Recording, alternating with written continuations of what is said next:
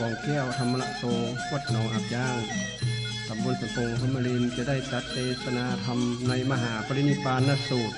ผูกท่อน7ในลำดับต่อนี้ไปนะโมตัสสะภะคะวะโตอะระหะโตสัมมาสัมพุทธัสสะอาทาโคภะคะวะอะญะสมันตังอานันโตสิสิญะโค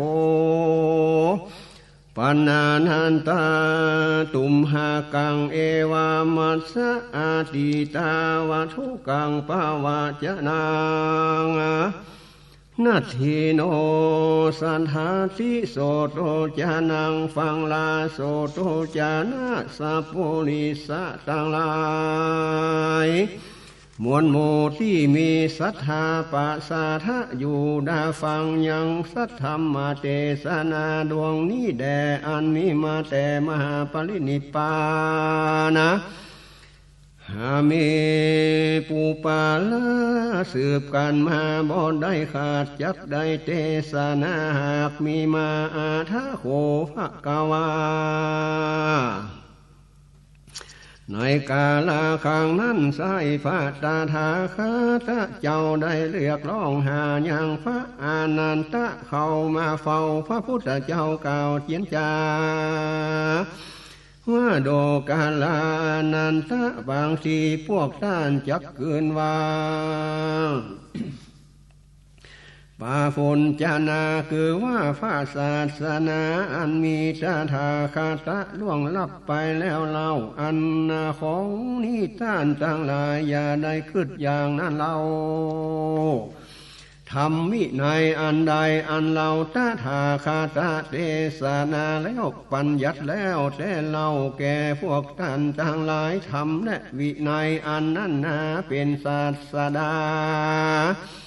ของต้านในกาลเวลาล่วงไปของเราดุลาอานันตะบานีพวกต้านต่างหลายเรียกกันว่าอาวุโส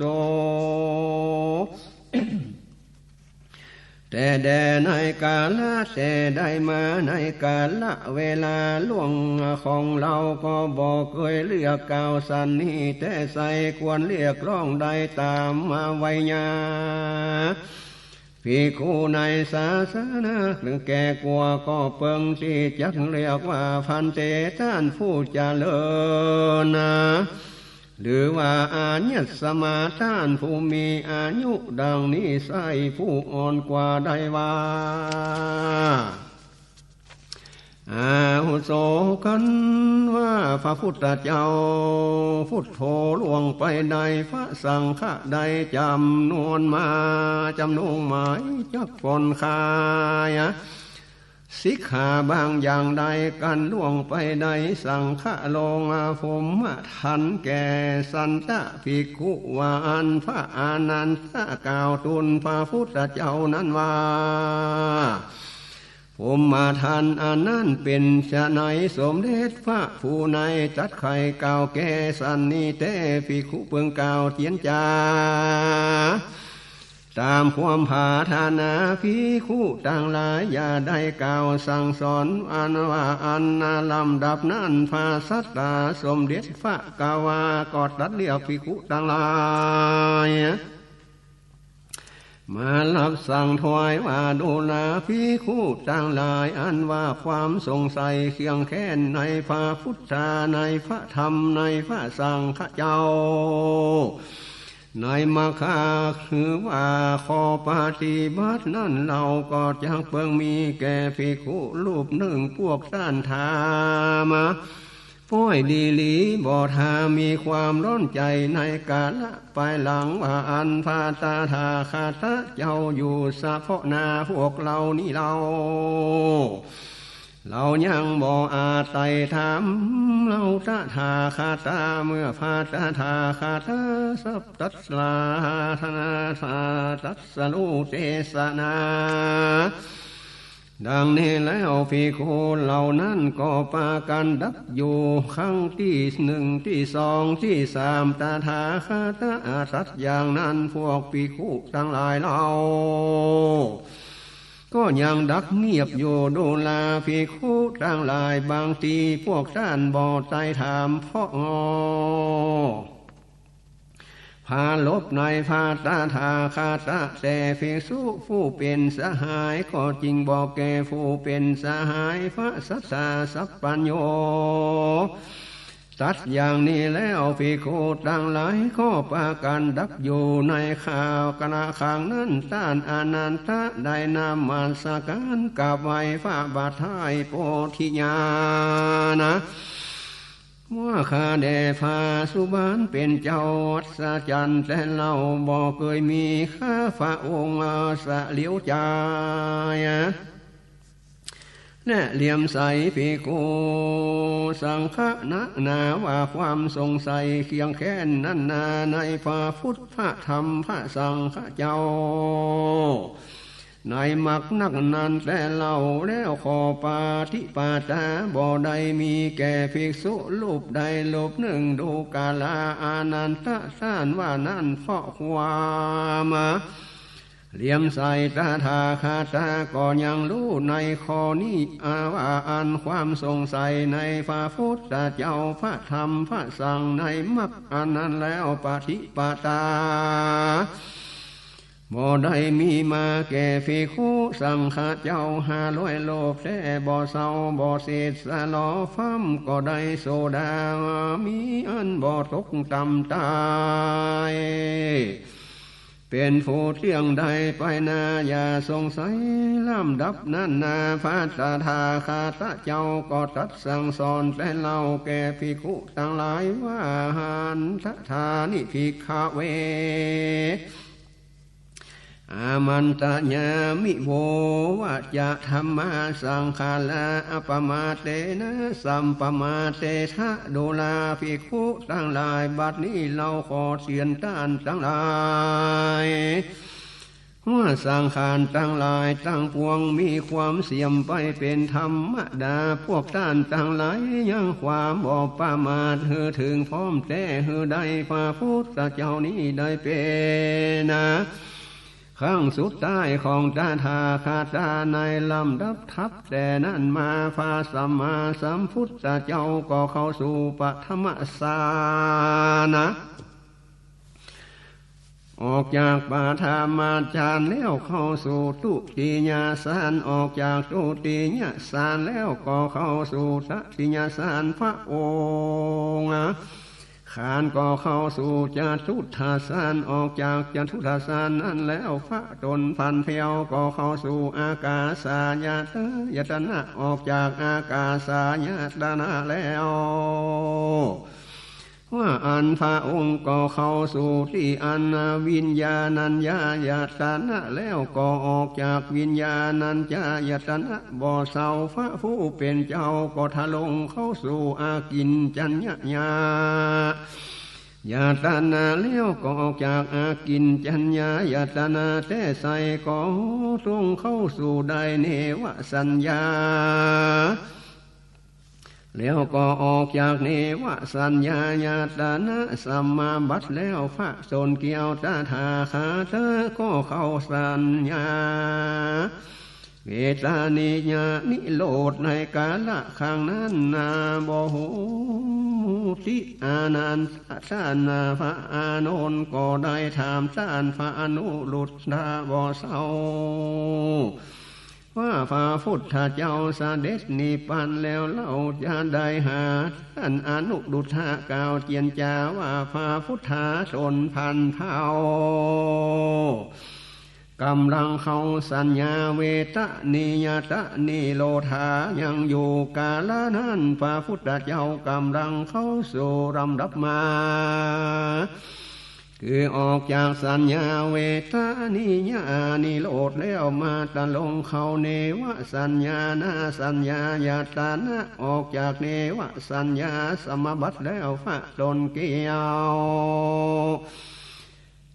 เข้ามาอากินจัญญายตนะแล้วออกจากอากินจัญญายตนะมาทะลงเข้าอากาสานัญจายตนะสมบัติแล้วก็กลับมาเข้าจาตุถฌา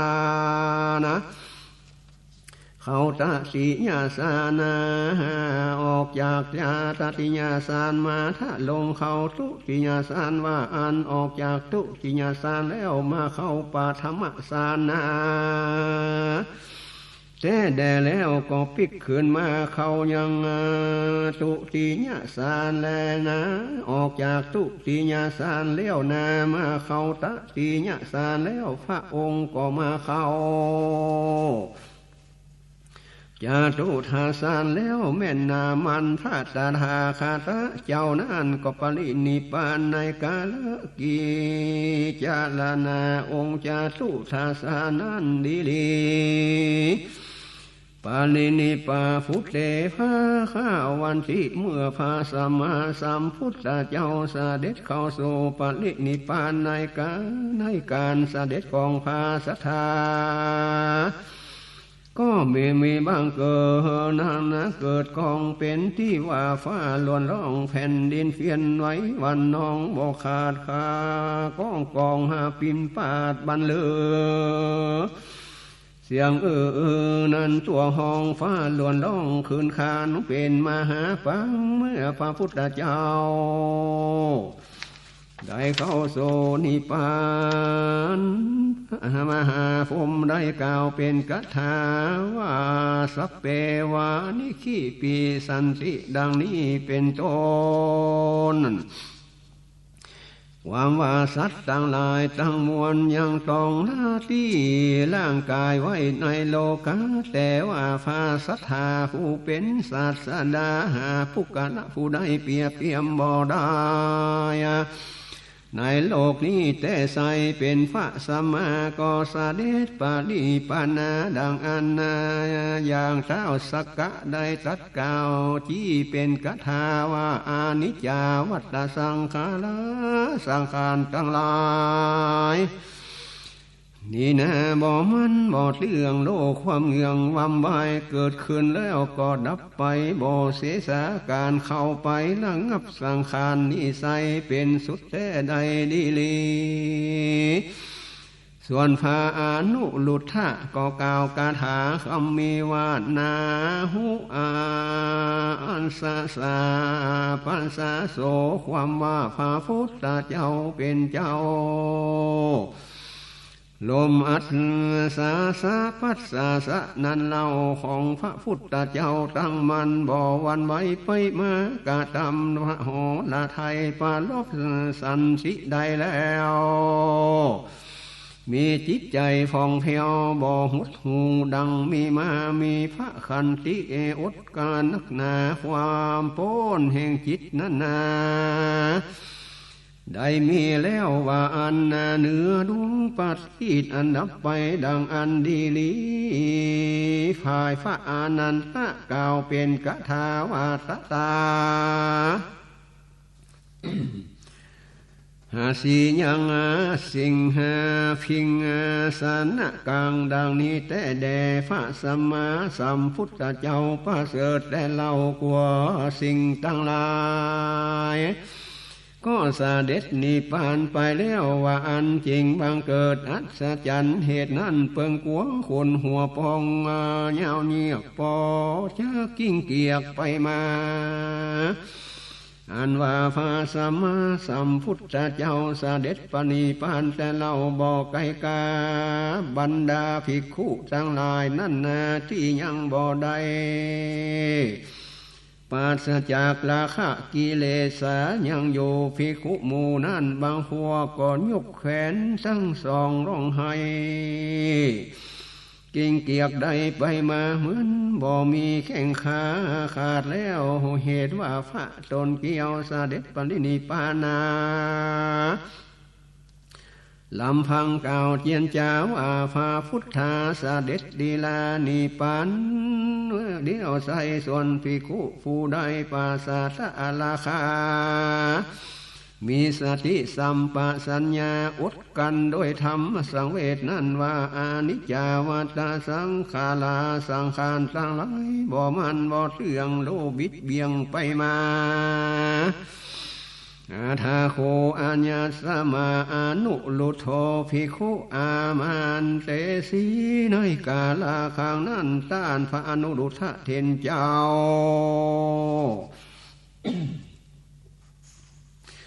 ก็กล่าวทักเตียนภิกขุต่างหลายนั้นเล่าว่าอะลังอาวุโส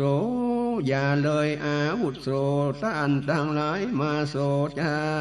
ทิตมาปาลิเวทนา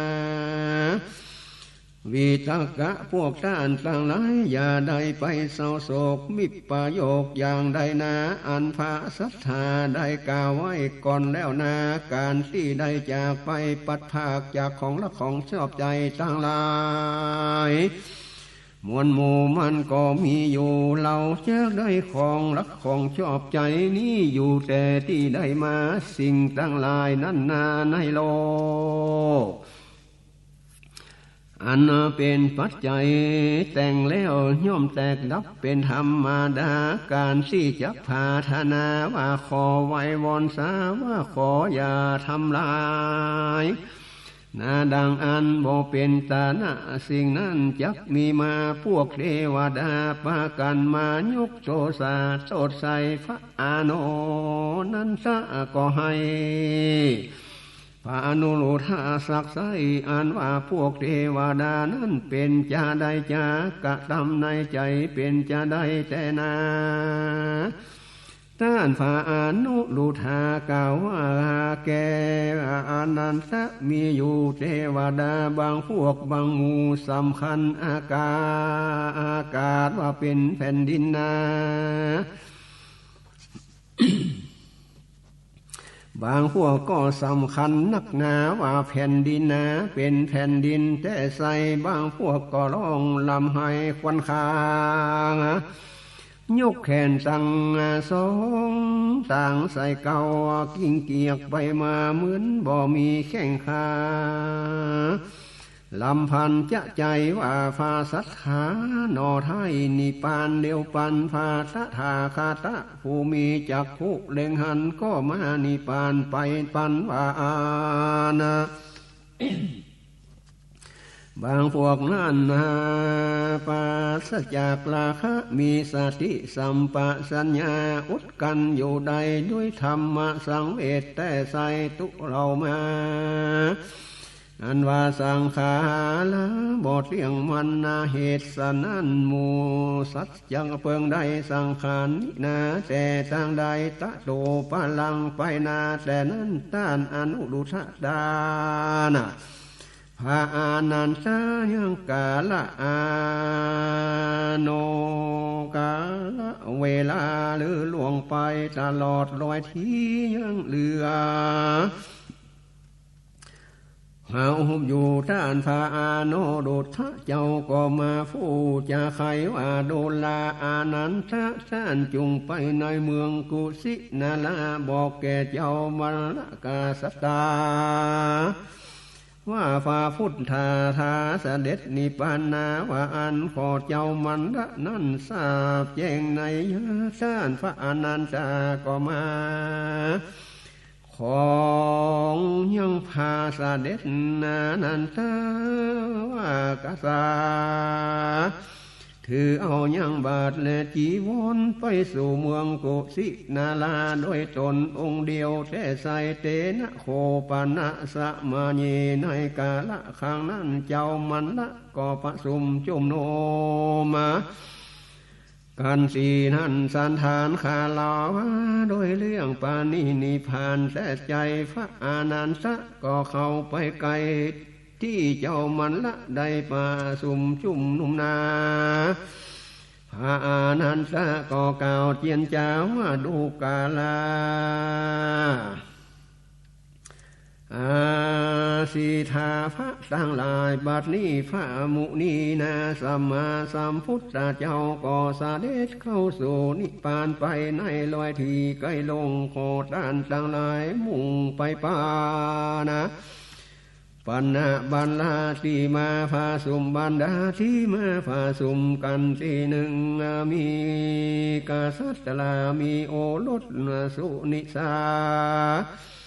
และปัจจาปฏิมวลหมู่ได้รู้ทุกผู้ต่างกรรมโศกาว่าภาสัทธากาตะเจ้าเสด็จนิพพานไว้แต่เล่าร้องให้โศกาสาสาภาเกสายอหัตถาโคขาเครือควรกิ่งเกียกก็ยาวเหยียบโลมาฟ้าสัตตาสาเด็จนิปานาเวยแต่ใส่ฟ้าองค์มีจักษุได้ในโลกาอานันตละทานเสียแต่นาล่องลำให้ลำดับนั้นเจ้ามันดากาสัตตาก็สั่งฮือโคนะเทียมบาสาปลีวาลามีบุพาดวงดอกไม้ของหอมที่ใจใส่มาไล่ของคอไปเห็นเหปันนาที่มีแต่ในเมืองในตีฟูวะในเป็นเจ้าเหือรีบต้องเต่าเร็วละพับพา500ผู้เป็นตะลาสาเด็จดีลาสารวันอันเป็นที่ประพาสที่พาตาทาคาตะหากนิพพานพวกมันละกาสัตว์ต่างหลายก็สาเด็จใหญ่ใหญ่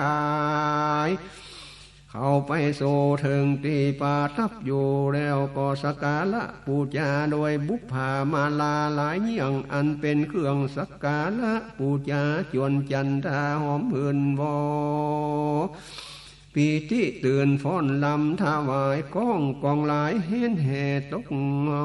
แต่แดงมวลศพมาปาดับปาดาช่วยกันสุขทานสุขโตนะ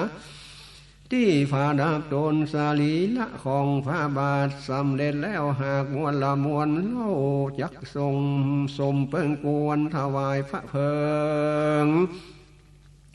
พระสัมมาสัมพุทธเจ้าในวันค่ำหาในวันนี้ค่ำเสียแล้วเล่าวันพวกนี้ก็ดีนะเลี้ยวก็ถวายสักการะบูชาโดยมาลาดวงดอกไม้นบน้อมไว้สลิลาขององค์พระพุทธาแล้วขับร้องประคมดนตรีผาดเพลีเหดานดีตกแต่งมนโซให้แห่งที่ไว้สาลิลาวันที่1ที่2ที่3 4 5 6ลวงเข้ามากันถึงวันที่7นั้นเราก็มาสักการะปูชาดังกล่าวมาแต่ใส่แล้วก็อาราธนาสลิลาผ้าบาทายปาตานไปตามที่นักกีนาแห่งนาคาลาในไปนอกพระนากรเสหากงาฝ่ายไตตามที่ใดหมายไว้บอกไกกาและนาเสนโคปัญนาสมาเนทะมันลาปาโมคาในกาละนั้นมันลาปาโมก8 องค์ก็พากันสะสงเกตเก่านุ่งผ้าใหม่แต่เราว่าเราชักยกสลีละพาพุทธเจ้าแต่ก็บ่อาจยกขึ้นแต่เราดังใจวางจึงเข้าไปยังสุนทามพระอานุรุทธเจ้าว่าเหตุใดเราพวกข้าพระเจ้า8 องค์นาจักยกเอาสาลิลาของพาสัทธาเจ้ายังยกบอกขึ้นแต่เราเป็นเหตุได้จะดูกาลาตานว่าสิพะทานว่าความพาสงของท่านตั้งหลายนั้นนากับของเทวดาบ่ถูกต้องกันว่าอันพระเจ้ามันละกาสัตตานั้นจริงทำกรรมดีว่าข้าแด่ท่านผู้เจริญดีลีว่าความประสงค์ของเทวดาอย่างใดไปแจ้งขอท่านแสงสเทศนามาท่านพระอนุตตรจริงกล่าวเจียนจาว่าดูลา สีพาละตั้งหลายความประสงค์ของพวกท่านนานาจักสักกาละคบปูจาพระสรีลาของพระตาทาคาตะเจ้าขับมาลองปาคมแล้วเราจะเลินจะเดินจะเลินไปตั้งตีสะหุนตายนั่นบ่เศร้าแห่งนาคาลาแล้วเจิญไปนอกนาคาลาฝ่ายพระเพิงว่าอันส่วนเทวดานั้นว่าเราสักการะบูชายังพระศิลาของตาทาคาตะเจ้าฟ้อนนาลำมาขับร้องแช่เราฝ่ายดอกไม้ปูจายังมาลาดอกทิพว่าอันจักลาธนาตาทาคาตานั้นไปสู่ที่อุตละแห่งนกาลาคุสินาลาแม่นมันแล้วถวายยังพระเพิง ตีนั่นพันธนะกูดีแต่ใส่ฝ่ายพวกมันละจริงได้เจียนจ้าว่าข้าแด่ท่านผู้เจริญขอให้เป็นไปตามพวกเทวดาเตเจ้าแล้วก็เข้าไปณมาสการในกาละนั้นนาเมืองกุสินาลาอันดาสดาเต็มไปโดยดอกไม้บุพภาและดอกมณฑาพาน้ำเปียงหูเขาเต็มไปแต่เล่าตัวตีตั้งมวลในกาละข้างนั้นเทวดาและหมู่มันละเจ้าต่างก็นบน้อมเก้ากราบวันตา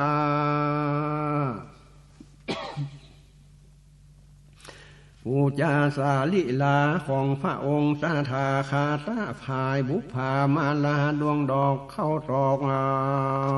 ฝ่ายปูจาเทวดาหมู่มันละต่างหลายต่างก่อฟ้าของพระนมอัญจุลีสมเด็จนาของทิพปาเทศปูจาได้อาราธนายังภาษาลีลาไปสู่อุดรแห่งพระนครกุสินาลาแม่นมันอาราธนาสลีละนั่นไปตามกลางนาคาลาแล้วก็ออกไปทางติบูราคาแล้วก็วางภาษาลีลาของตาทาคาตะเจ้านามันโดละพันธานะเจดีนั้นเล่าของหมู่เจ้ามันลาท่านนาโฮบูลาภาแล้วใส่กาละใดเจ้ามันนากาสตาก็ตรัสถามพระอานันตาว่าข้าแด่ท่านพระอานนท์จักหือผู้ข้าต่างหลายปฏิบัติสลิละโตนะ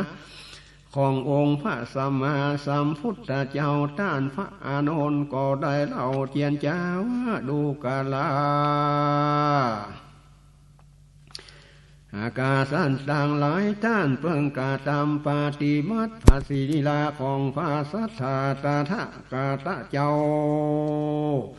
เหมือนที่เจ้าปฏิบัติมาแห่งพระญาจักรวาติลาดแต่หนักหนาข้าแดดล้านอนันตะก็เขาปฏิบัติในสรีระของเจ้าจักรวาติลาดนั้นจะได้จ้า ดูกาลาตันตั้งหลายเขาห่อสลีลาพาเจ้าจักรวาติลาดด้วยผ้าไหมและทับสายอันสำลีห่อด้วยผ้าไหมดีลีเลี้ยวห่อสลีลาด้วยผ้า500กูเลี้ยวเจิญผ้าสาลีลาลงสู่ในลังเล็กใหญ่บ่อไก่กาครอบด้วยผ้าเล็กอันนาแน่นหนาแล้วก็กาตามาจิตตากาละทานโดยไม้หอมอันตาไว้เป็นพระเพิงนั้นยังสาลีละของจังกาวาติลาจาแล้วก็สร้างสาถูปของพระเจ้าจักรวาติลาจาไว้4แห่งเขาตกแต่งงามดี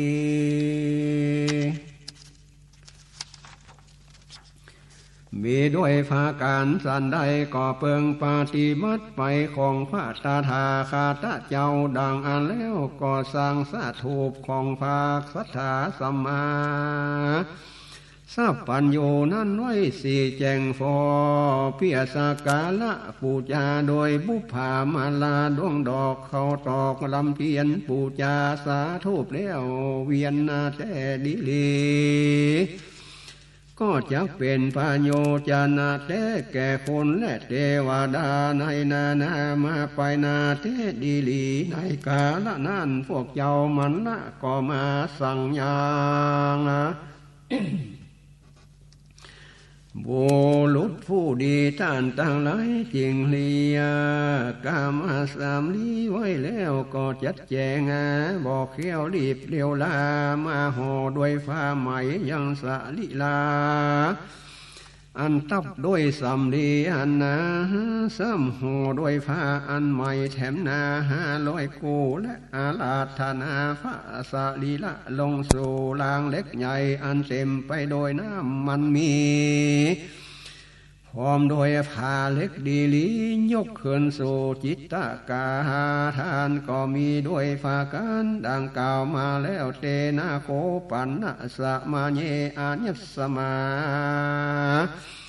มหากันสาโปนุยกาละนันนาพระมหากัสสะพระเถรเจ้าพร้อมโดยภิกขุเจ้าตั้งหลาย500 โตนะกำลังเดินทางมาจากเมืองปาวาวาท่านพระมหากัสสะพระเถรเจ้าแวะเข้าไปยังเก้าไม้ต้นหนึ่งแต่เล่าเพียบพักผ่อนกายาขณะนั้นยังมีฟานิชนาจิอาจิวากาฟูหนึ่งนั่นนากำเอายังดอกมณฑบมาจากเมืองกุสินาลาเตียวตังมาเทียบไปยังเมืองปาวาต้านพระมหากัสสะพระได้หันอาจิวากะเตียวมาบอกกายจริงถามอาจีวกนั่นใส่ว่าดูลาท่านยังรู้ข่าวภาสัทธาของเรานะว่าอันอาจีวกผู้นั่นว่ารู้ข่าวดีว่าพระมุนีสัมมาสัมพุทธเจ้าเสด็จปาลินิพพานเสียแล้วเล่าล่วงแล้ว7 วันนาอันว่าดอกนี้มณฑานี้นาเอาจากที่พระตถาเล่งลาดตามในนาจุกรรมเราถือมาดอกหนึ่งนั่นดังที่หันมานี่แลตัทธาเยเตภิกขุอาจิตาลาลาคาบรรดาภิกขุทั้งหลายเหล่านั้นนาอันยังบ่ปราศจากราคะภิกขุเหล่านั้นก็ยกมือยกแขนนะหากรรมากวนกิ้งเกียกไปมาดุจยาดังบ่มีแข้งมีขาก็มาลำพันนาต่างว่าพระตถาคตเจ้านิปานเลวแต่เล่าพระสัทธาคตเจ้านิปานาพระองค์ผู้มีจักขุตาในโลกลานิปานแล้วเจ้าข้าส่วนภิกขุรูปใดอันปราศจากราคะแล้วภิกขุเหล่านั้นมีสติสัมปชัญญะอดกันโดยธรรมสังเวชว่าเหตุสังขารทั้งหลายบ่มันบ่เที่ยงสัตว์ทั้งหลายอันจักใดสังขารแต่ที่ใดจาในกาละเวลานั้นสุภัททะผู้บัวนาแก่นักนานั่งอยู่ในจาทานะตีนั่นนาสุภัทธะบุตรนาปันภาสิทธิ์จึงได้กล่าวแก่ภิกขุทั้งหลายว่าอลังอาวุโสอย่าเลยต้านต่างหลายมาโสโจจาจิตนาปาลิเวทินาพวกต้านต่างหลายอย่าได้ไปเศร้าโศกเสียใสลำให้ว่าโสมุตาพวกเราพ้นดีแล้วโดยว่าพาโกดมนั้นนาเบียดเบียนเรานะสิ่งนี้ควรแก่ต้านดีลีสิ่งนี้บอกควรดีแก่ต้านบัดนี้ก็ จะไปเล่าไปผาธนาอันใดกะทำสิ่งนั้นใดพอบ่ผาธนาแท้ใสก็ควรกะทำใดในกาละนั้นต้านมหากัสสปะได้ฟังสักเตียนภิกขุต่างหลายม้วนหมู่ว่าอย่าเลยนาต้านอย่าใดไปเศร้าโศกโศกาล่ำไรไปมาจะใจต้านพระพุทธเจ้ากล่าวไว้ว่า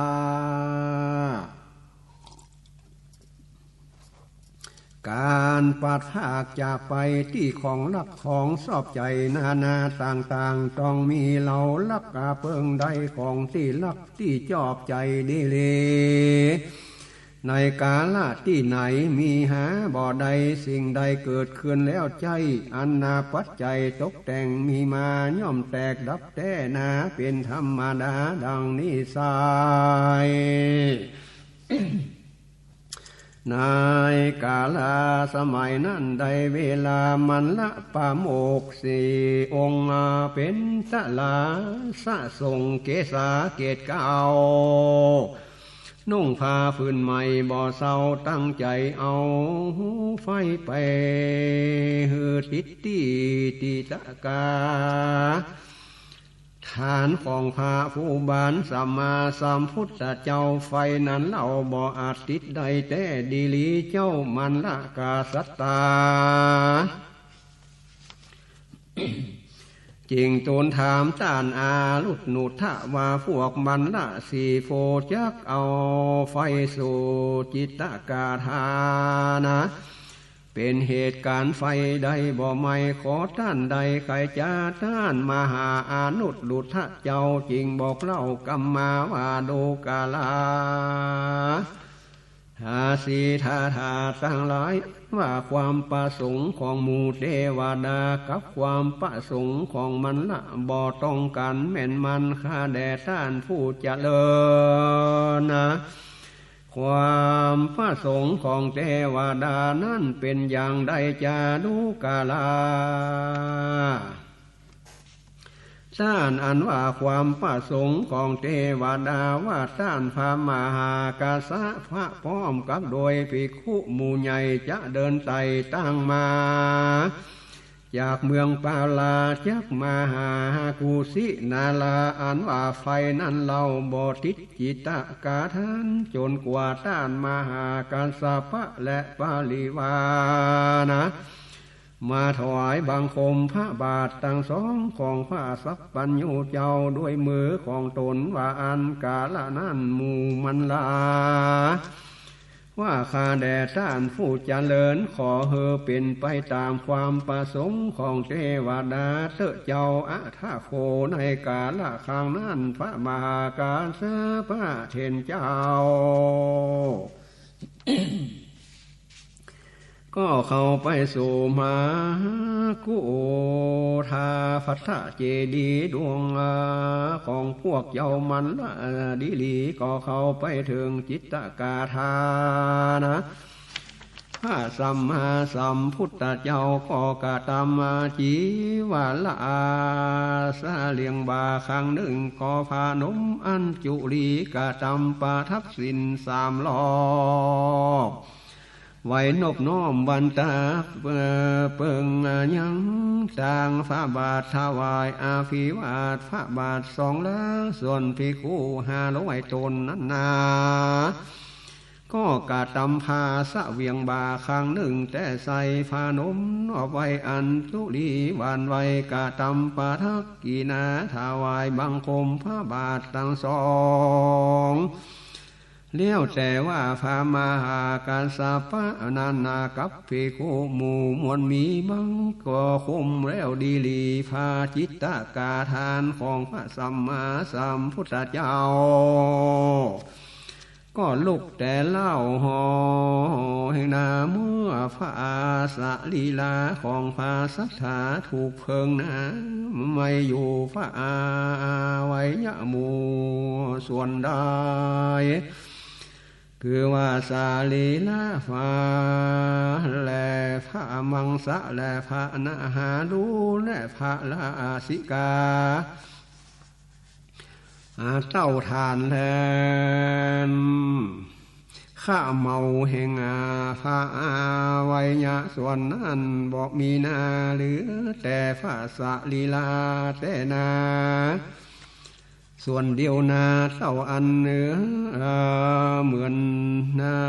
เนื้อใสและน้ำมันถูกไฟนั่นเต้าและขานาเมาบอกมีนาส่วนสาลีลาของพระตาถาก็สันนั่นว่าอันส่วนพา500กู้นั่นไฟไม่เพียงแต่2พื้นเดียวได้คือว่าพื้นข้างในตีสุดนะกับพื้นไปนอกแต่บ่สังกาเมื่อพระสาลิลาของพระตาถาคาตะเจ้าไฟได้ไม่แท้ดังเก่ามีมายังมีต่อน้ำมาไหลมาจากอากาศเวลาดับพระจิตตากาธานาขององค์สัมมาสัทธาเจ้าน้ำใดฟุ้งขึ้นมาแต่เล่าจากไม้สาลาดับยังพระจิตตากาฐานของพระผู้บานส่วนเจ้ามันละกาสัทธาเจ้าก็มาดับพาจิตตากาทานเจ้าโดยน้ำอบน้ำหอมในกาลานาพวกเจ้ามันละก็ได้กาตามกาละยังสติปัฏฐานในสถคารแวดล้อมไว้ใดโดยปากาคาลบคบยำปูจาพระสาลีลาของพาสัทธาเจ้า7 วันลงเขาหากมีมาเทเจและนาโสสิโคราชามาคันโทอาจาตาสาตาสาตูและนาพระเจ้าเมืองแผ่นดินแห่งมาคาทะพระนามว่าอาสาสตูเวเทหิปุตตะได้รับข่าวสารการปาลินิพพานแห่งพระตถาคตเจ้าณที่เมืองกุสินาลาแล้วก็ส่งตูสาไปถึงเจ้ามันละว่าพาสัทธาเจ้านิพพานนั้นเล่าขอส่วนแบ่งสาลีลาของพระกาวาเป็นเจ้าจักกะตัมมาสาถูกได้เล่าเพียสกาละปูจาพวกาสัตราวิสาวีเมืองเวสาลี กาสัทธากาญะเมืองกาบินลาพัฒนาพวกกาสัตตาทุตนาฟีเมืองมันลากาปะพวกกาสัทธาโกริญะเมืองลามาคานฟ้าพามผู้ของเมืองเวหาธาลีปาทานาพวกกาสัทธามันละเมืองปาวาต่างก็ได้รับข่าวสารการปาลินิพพานของพระพุทธเจ้าคณะเมืองกุสินาลานั้นเหล่าต่างเมืองก็ทรงทุตาหือไปนิมันตนายังสลีลาของพระตถาคตเจ้าเราก็เป็นนากาสัทธาเจ้าพระพุทธเจ้าก็เป็นกาสัทธาบางพวกก็ว่าพาสัทธาเป็นญาติกาดังนิสัยเราก็เป็นพามะควรได้ส่วนสาลีลาของพาสัทธากาตะเจ้าเพื่อกระทำสาถูปไหวเฝ้าสักการะปูจาพวกท่านทั้งหลายนี่นาก็ควรได้ส่วนแบ่งได้เพื่อหาปอสาถูปไหวบอกไกกาพวกเจ้ามันละกาสัทธาได้บอกแก่ทุตาว่าพาสัทธาสาเด็จนิพพานาในเขตของเราแต่ใส่พวกเราควรใดเราจักบ่หือไฟใดยังส่วนสลีลาเพราะว่ากาสัทธาสาเด็จมานิพพานที่นี้เรากล่าวจี้หือต้านฟังมาและนาเอวังบุเตโทโนภามาโนเมื่อหมู่เจ้ามันละกาสัตตาสัตดังนั้นแล้วโตนะพามจริงกล่าวกำงามองอาจแก่อามาตทั้งหลาย ตูตาว่าดูกาลาต้านผู้เจริญตั้งหลายขอต้านจุงฟังกรรมของข้าพระเจ้าก่อนพาสัทธาเจ้าหอนมีมา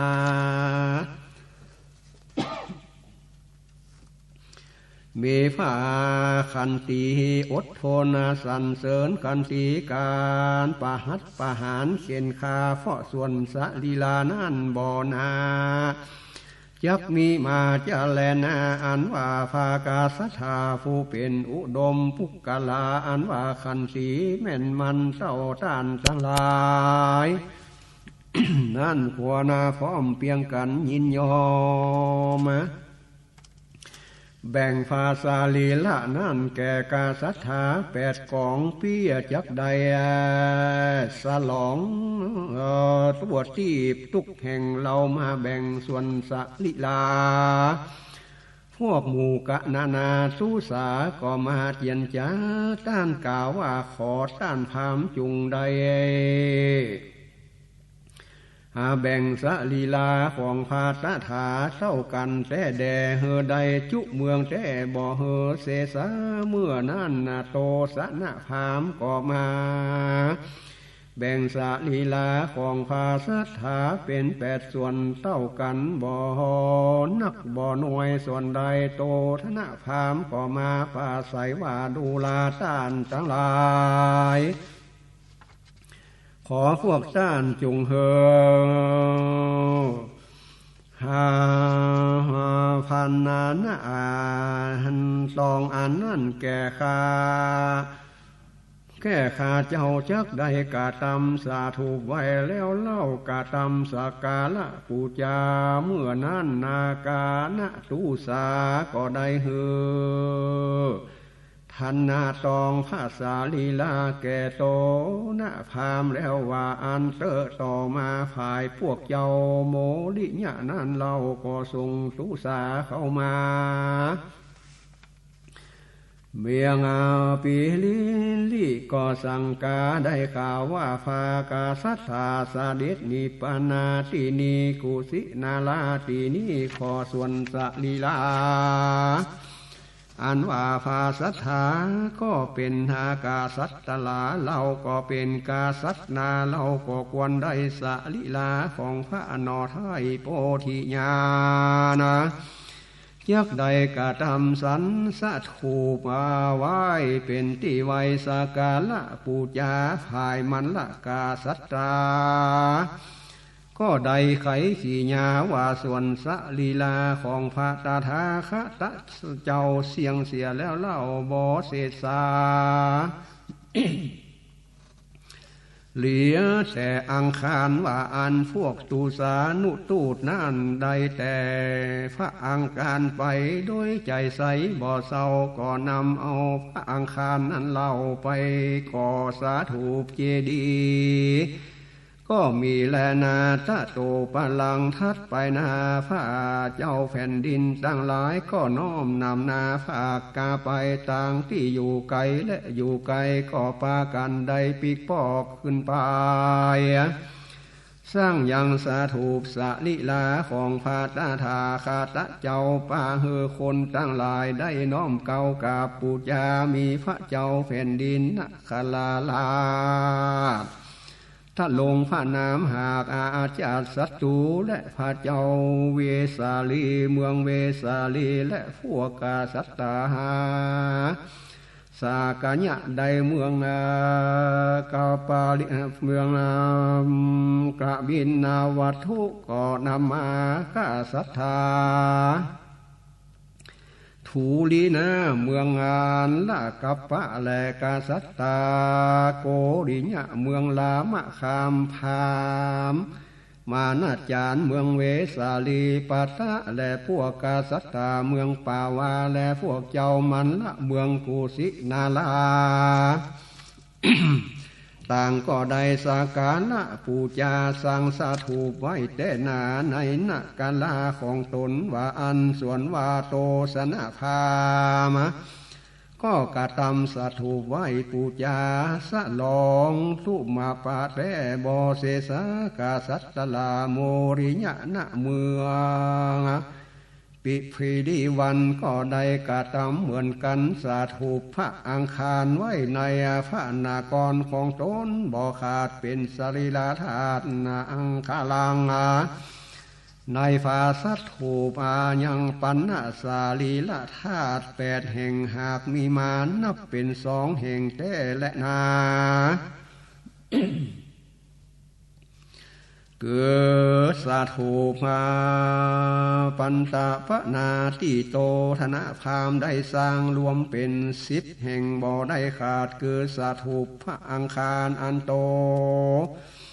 หน้าพามาสร้างไว้แต่ดีลีอาทาปาโทนังจักขุโสสรีลังอันว่าสาลีละของพระพุทธเจ้าผู้มีจักขุมีปัญญาและมีพามาน8 ฐานะส่วนรา7 ฐานะเปปูจาตั้งในจุมปูติส่วนพระสาลีลาท่านนาหนึ่งนั่นของพระพุทธาเป็นสาลีลาที่ประเสริฐนาสูตรพวกนาคาราชปูจาในลามาลาคามปาทาตองค์หนึ่งเทวดาในตะไลทิพปูจาและส่วนนาอีกองค์หนึ่งนั่นนาปูจากันอยู่ในกันทะปูลีแถมองค์หนึ่งนั่นดีลีปูจายังมีบ่อขาดในแคว้นเจ้ากาลิงกาลาดมีมาแถมองค์หนึ่งนั่นนาพระอาญานาคาปูจากันอยู่โดยเตชะสุภาวะของพระพุทธเจ้าแผ่นดินนี่นาคือทรงได้นาดังเกี่ยวด้วยนับมาฟงผู้สาลาแล้วพระสรีระธาตุของพระตถาคตเจ้านี่ผู้มีจักขุดีแล้วควรจะกาละปูจาพระองค์เป็นจอมเทศแล้วเป็นจอมนาคแล้วจอมนาคราชควรปูจาอันเป็นจอมมนุษย์สาพาเสดแต่แดกวนแล้วแต่ปูจาขอท่านตั้งหลายจุงนำมาสการไว้สายังสลีลาพระธาพระพุทธเจ้านั่นหากอยากแต่ใส่จักมี100 แห่งกับเป็นตาลาส่วนพระทันตา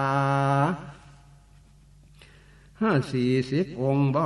ริปุณาพระเกศาพระโลมามวลมากเทวดาหากนำไปองค์ไหนและองค์ว่าอันใดนำมาต่อกันไปเป็นคันจักรวาลก็มีด้วยภาคานะดังกล่าวมานี้แหละมหาปารินิพพานาสุตังนิธิตังขีญากล่าวยังมหาปารินิพพานาสูตรปุกพสุดท้ายก็บังคมสมเด็จเสด็จ